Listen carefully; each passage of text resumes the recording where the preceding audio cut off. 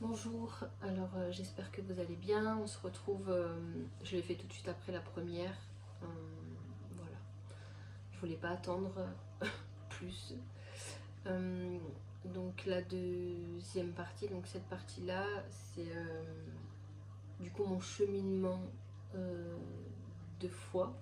C'est comment j'ai rencontré vraiment Jésus, comment j'ai compris et tout ce qui a avancé du coup dans ma vie par rapport à cela. Donc du coup, si vous avez vu la première partie, voilà, vous avez un peu compris qui j'étais avant et ce qui m'a amené à me tourner vers Dieu en fait. Et j'ai envie de dire, bah, c'est souvent dans les épreuves, dans les grosses épreuves où on s'humilie à un point où Dieu peut agir. En fait, c'est ça. Euh, J'avais longtemps prié avant, aide-moi, sors-moi de ces situations, et j'en peux plus. Et, mais en fait, j'étais pas prête réellement à donner ma vie à Dieu. J'étais pas réellement croyante. En fait, je pense que je priais par désespoir, mais pas vraiment de cœur, en fait. Euh, donc voilà, comme je vous l'ai expliqué, j'ai traversé du coup des gros troubles psychiques. Euh, Après, je dis pas que c'est tout le monde est confronté aux mêmes choses.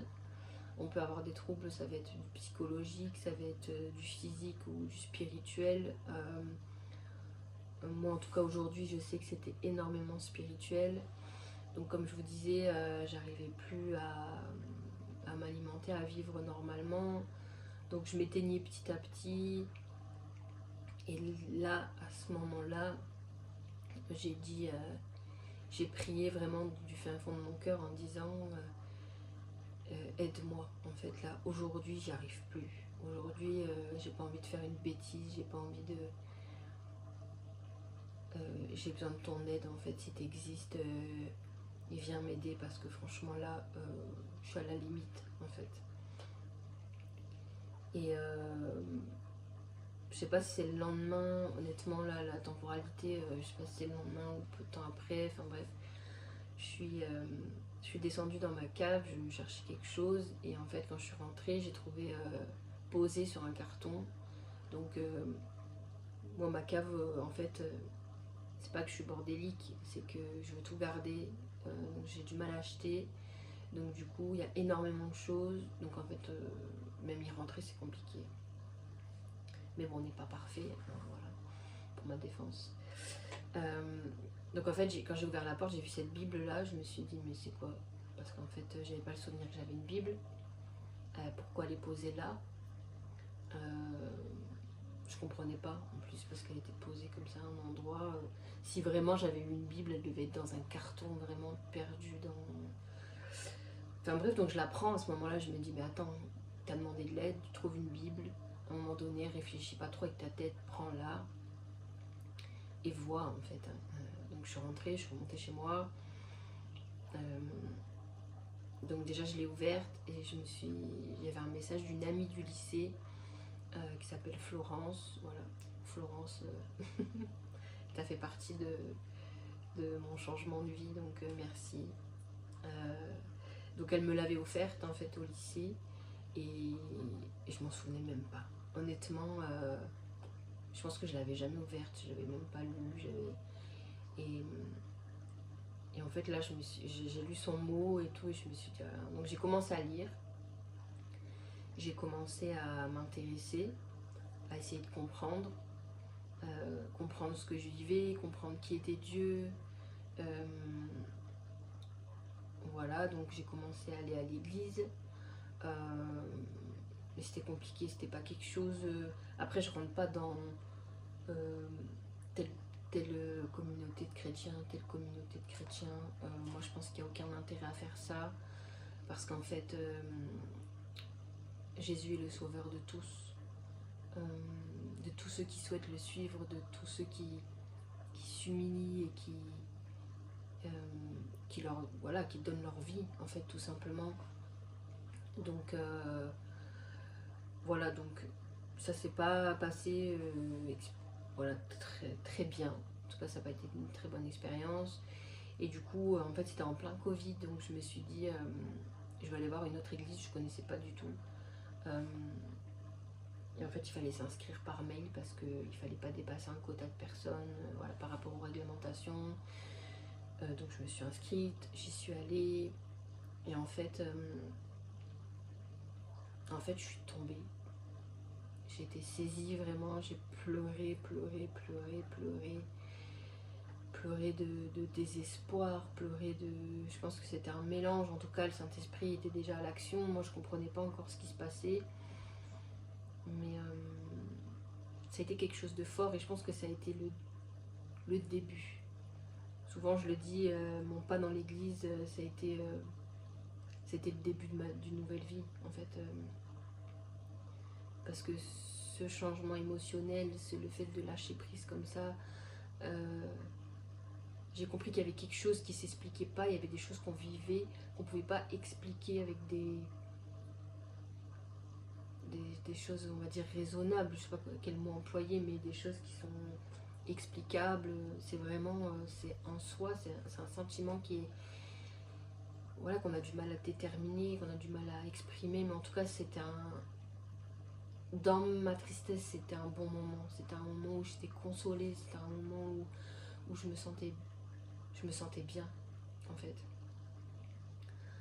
Donc voilà, je suis rentrée chez moi, j'ai continué du coup à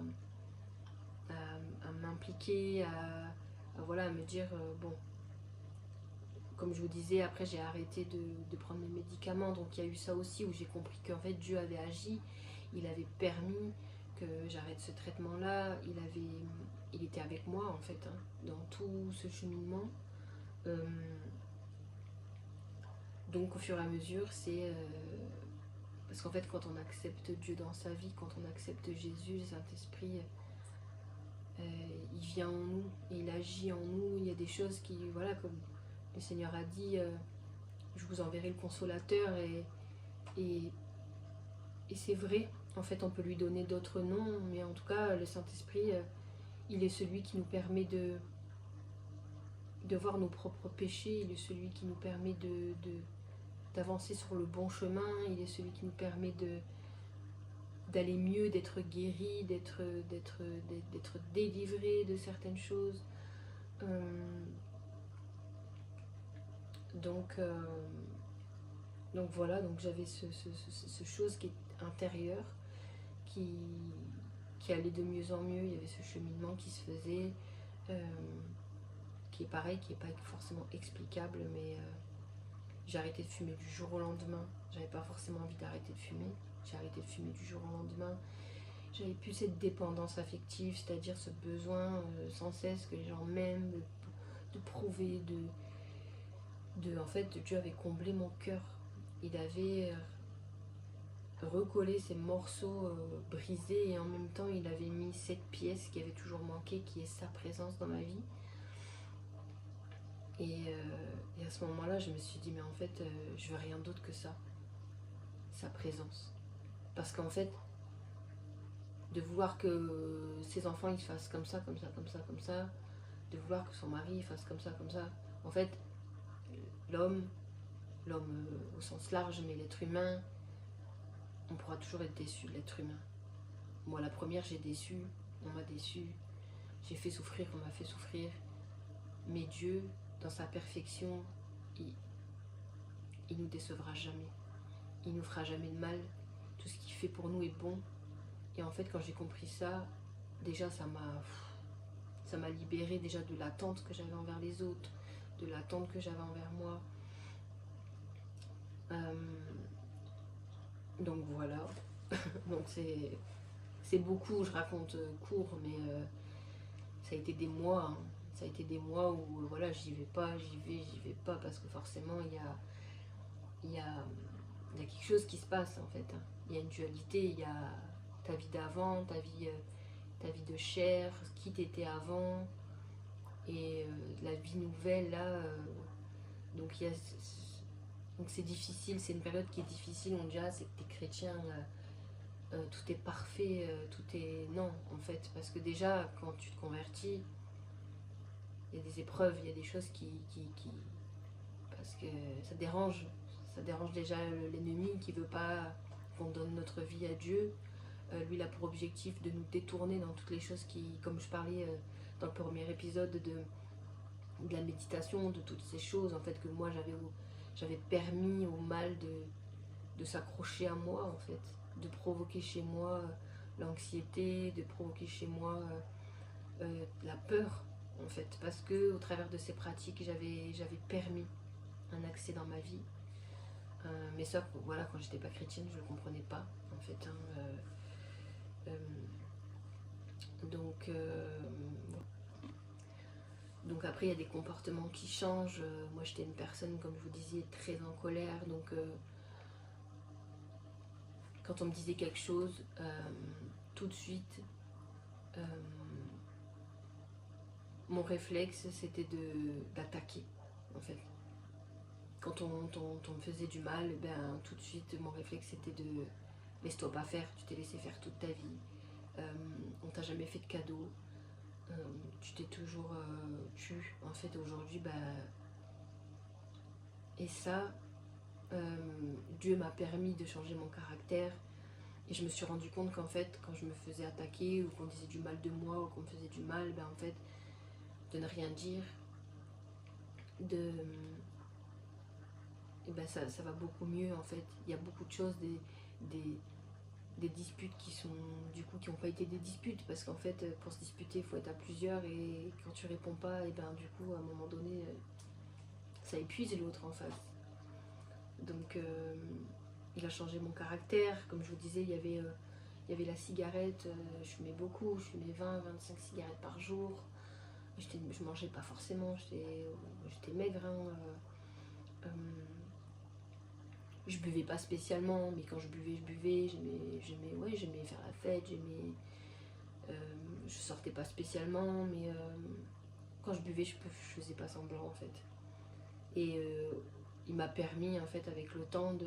Non, en fait je bois un verre, 2 verres et encore, stop. En fait le Saint-Esprit m'a permis de comprendre que pourquoi faire au final. Pourquoi faire? Tu vas boire, oui ok, tu peux boire, mais tu vas faire quoi? Qu'est-ce que ça va changer? Et là tu réalises toutes les fois où tu t'es retrouvé allongé par terre en train de vomir, où tu t'es retrouvé dans des situations où tu t'es mis en danger. Bon, en tout cas je pense que dans des situations je me suis mis en danger très souvent. Donc ça c'est pareil, ça s'est éloigné, mon caractère. Et en fait petit à petit le Saint-Esprit nous permet de, dans nos comportements, dans qui on est, dans notre cœur, en fait, de nous rapprocher de Dieu par la sanctification, mais en fait, ça vient même pas de nous. Moi, en tout cas, je peux dire, ça vient pas de moi. Je veux dire, je suis plus dépendante affective, ça a été du jour au lendemain. C'est pas venu de moi. Arrêter de fumer, plein de fois, j'ai voulu arrêter de fumer. J'ai jamais réussi. Parce que c'était trop difficile, parce que de toute façon une dépendance c'est le corps qui en a besoin et bien du jour au lendemain on vit des choses avec Dieu qui sont pas explicables mais qui sont en réalité, qui sont une vérité en fait tout simplement. Et ça c'est pour beaucoup de choses, c'est pour dans l'éducation des enfants, c'est dans le partage avec les autres, c'est dans des comportements habituels. Des fois on va dire je sais pas, on va mentir par exemple, je sais pas, bah ça je l'ai payé autant, mais c'est parce que c'est une habitude en fait. Et après ben, le Saint-Esprit, ben non en fait. Pourquoi mentir, pourquoi dire ça pour si peu, et au final eh bien, on se retrouve à ne plus mentir. Mais c'est pas des choses qui viennent de nous directement en fait. C'est Dieu qui nous permet ça. Donc voilà, plus le temps passait, plus j'étais disposée à avancer avec Dieu, plus je m'humiliais. Mais voilà, je pense qu'en de toute façon on ne sera jamais parfait. Ça c'est clair et net. Si vous attendez d'être parfait pour donner votre vie à Dieu, ben vous la donnerez jamais. Parce qu'en fait, on est humain, on est chair et on marche selon la chair en fait. Et c'est en acceptant Dieu, en acceptant le mal qu'on a fait, en acceptant les péchés qu'on a fait, c'est tout le monde. Hein. Euh, celui qui dit qu'il n'a pas péché, très honnêtement, bon. Et, c'est Dieu qui nous permet, en fait, du travail qu'il fait au travers de nous, qui guérit des choses, et en fait, c'est lui qui nous permet d'être différents. Moi, j'ai rien fait, en fait, de moi-même pour être qui je suis aujourd'hui, et d'être différente de celle que j'étais il y a 5 ans. J'ai rien fait, à part m'humilier, sincèrement, demander pardon à Dieu, pour tout ce que j'avais fait qui n'était pas digne de lui, de reconnaître qui était Jésus dans ma vie, pour moi. Et en fait, c'est à partir de ce moment-là, en fait, que Dieu a pu agir dans ma vie, en fait, en moi. Parce qu'en fait, il a besoin de... Quand on dit le libre arbitre, c'est vrai, il a besoin qu'on soit disposé pour agir. Sinon, ça ferait de Dieu... voilà, le maître qui tient ses marionnettes et tu fais ci et tu fais ça. Et aujourd'hui, on est libre, en fait, de dire oui, je veux croire, oui, je veux être disposé, non, je veux pas. Et encore aujourd'hui, moi je peux dire aujourd'hui, j'ai dit ça à Dieu, je vais faire ça, et au final, je le fais pas. Parce que la vie, parce qu'on est humain, en fait. Donc voilà, par rapport à ça, le cheminement. Ensuite, j'ai voulu me faire baptiser. Ça, c'était très fort dans mon cœur. Je me disais, il faut que je me fasse baptiser parce que c'est important, c'est un acte de foi qui est fort. Mais en fait, j'étais pas mariée. Bien que j'étais avec mon mari depuis que j'étais très jeune, il n'a jamais voulu se marier. En fait, donc j'ai accepté, malgré moi, je me disais bon, mais en fait, pour mon baptême, il était nécessaire de remettre ma vie en ordre dans le sens où je pouvais pas me faire baptiser si j'étais pas mariée. Donc je m'en suis remise à la prière, à la patience, et Dieu a permis, encore une fois, il a permis que mon mari il relâche un peu, qu'il ait le cœur un peu plus disposé. Et après, je ne vais pas parler à sa place, mais en tout cas, ça s'est fait. On a pu se marier. Et du coup, 3 semaines après, un mois, j'ai pu me passer par les eaux du baptême. Donc ça a été un des plus beaux jours de ma vie, ça c'est sûr. Parce que c'est une avancée encore en plus. Le baptême, c'est vraiment... c'est pas le baptême qui sauve. C'est la foi, bien évidemment. Mais quand on s'est engagé, quand on cherche Dieu, c'est quelque chose qui vient. On a ce besoin, on a cette envie de... en tout cas, pour moi, c'était comme ça. Donc, je suis passée par les eaux du baptême. Et... non, j'allais dire après, j'ai été baptisée du Saint-Esprit, mais non, c'était avant. En fait, quelques mois avant, j'ai une de mes filles ma deuxième qui a eu un accident. Donc j'étais en conversion et je me suis dit, alors, tu donnes ta vie à Dieu, tu changes de comportement, t'es plus comme t'étais avant, tu t'essaies de faire que ta vie soit bien, en ordre. Et en fait, ma fille a eu un grave accident où elle a failli mourir. Et ça a été une épreuve, vraiment, ça a été difficile en tant que parent, en tant que femme, en tant que chrétienne. Mais en même temps, ça a été une épreuve positive parce qu'en fait, je me suis rendu compte que tout chrétien, quand il vit une épreuve, il va prier instantanément. Il va prier, il va dire Seigneur, viens-moi en aide, agis dans cette situation, Seigneur, ou permets-moi d'être plus fort. Et en fait, moi, j'ai rien fait. Malgré que ça faisait 3 ans maintenant que j'étais convertie, mais en fait, j'avais pas la force, j'avais pas envie, le peu d'énergie qui me restait, je me disais non, mais pourquoi faire au final. Et donc ma fille est hospitalisée, bon, par la grâce de Dieu, même si c'était une épreuve très difficile, elle a eu des grosses opérations, aujourd'hui c'est encore compliqué, mais sa vie a été préservée. voilà, on va dire que ça va. En gros, voilà ce que je peux dire, ça va. Et quelques temps après son hospitalisation, en fait, on s'est rendu dans une toute petite église au bord de la mer et on était parti en week-end et j'avais dit à ma petite, bah viens, on y va. Donc on était parti à deux, donc deux filles.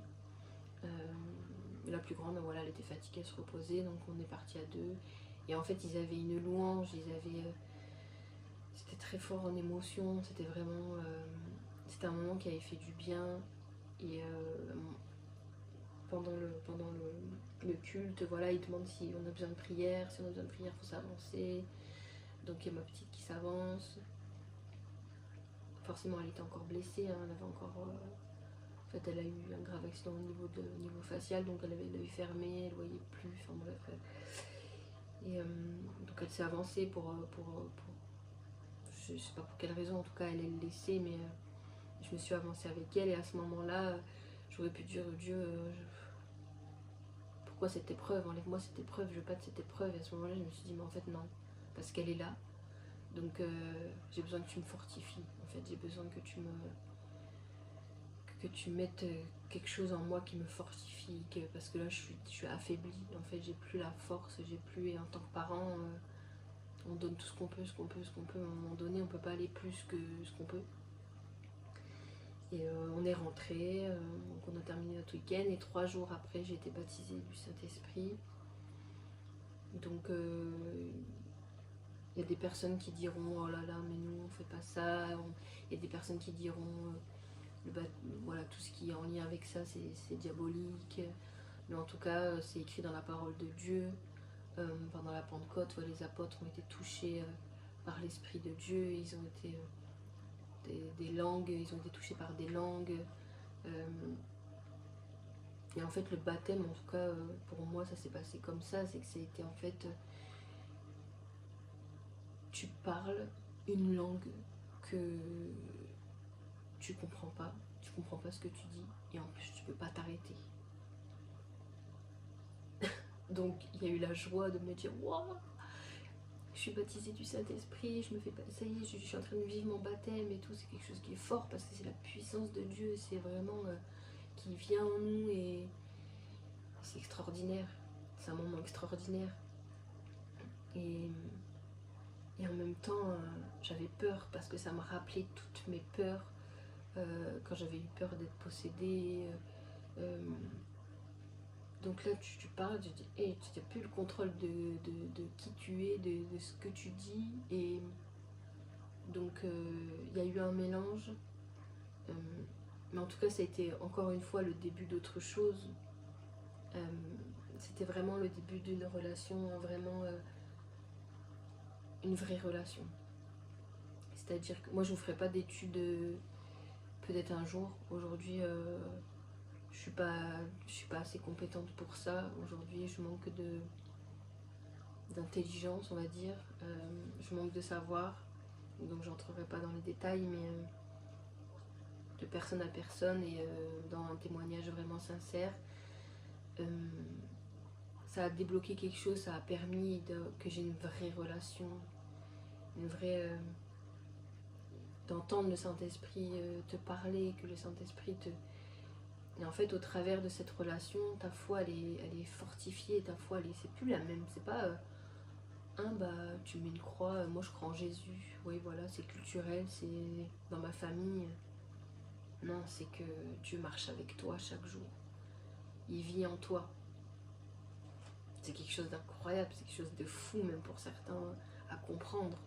Mais c'est une réalité, en fait, et c'est une des promesses que Dieu nous a faites. En fait, c'est de vivre avec l'Esprit Saint au quotidien pour nous aider, justement, pour nous aider à nous rendre compte de ce qui est bon, de ce qui n'est pas bon, de nous faire vivre une vraie relation. Donc voilà, ça a été un moment... Voilà, après, si vous avez des questions, vous n'hésitez pas, en commentaire, voilà, je tâcherai d'y répondre au mieux. Après, s'il faut que je demande, je demanderai à des gens plus compétents, mais en tout cas, Voilà. Donc là, il y a eu un autre niveau, en fait, un autre niveau de changement dans ma vie intérieure, surtout intérieure, parce que l'esprit nous guérit, en fait, l'esprit nous délivre. Dans la troisième partie, je parlerai de mes délivrances. Il y en a une qui a été particulièrement forte, c'est que j'ai été délivrée d'un esprit de peur. Mais il y en a eu d'autres, il y en a eu plein d'autres. En fait, on se rend pas compte, mais il y en a eu plein d'autres. Mais ça, j'en parlerai dans la troisième partie. Voilà, je vous remercie d'avoir pris du temps pour m'écouter. Si vous avez des questions, vous n'hésitez pas à me les poser. Je tâcherai d'y répondre. Voilà, en tout cas, plein de bonnes choses pour vous. Soyez bénis et je vous dis à bientôt. Ciao.